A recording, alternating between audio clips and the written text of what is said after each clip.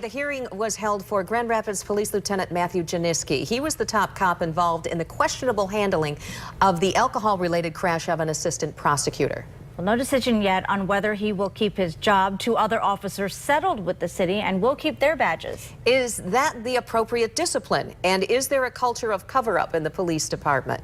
24-hour News 8's Heather Walker took those questions to the city manager today. Heather? Well, that officer received a 60-day suspension without pay. The sergeant received the officer received 30 days without pay. The sergeant received 160 days without pay, along with a demotion. And today, the city manager says that was the appropriate discipline for letting the assistant prosecutor off with a traffic ticket after hitting a man and a car while driving the wrong way.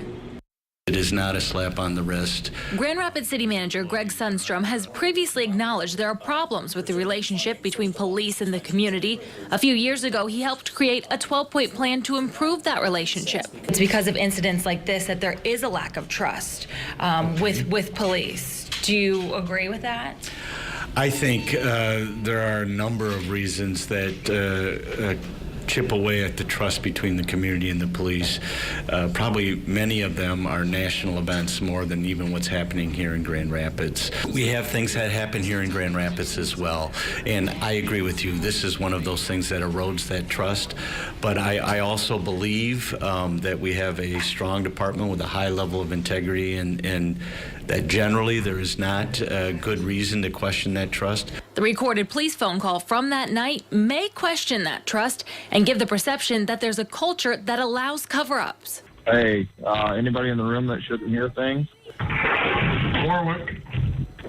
This crash out here is Josh Kuiper from the prosecutor's office that's hammered going the wrong way on Union and plugged a parked car. Stop. 3407. There is a culture means that it's held by most, if not all, and I don't know that that's fair for you to Well, say. the officer on the street knew exactly to call right away and say, we've got a prosecutor. He knew to say, make sure no one's in the room.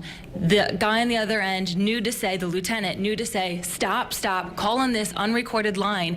I mean, it was clear that they knew that there was a different way that you handled this than the average person.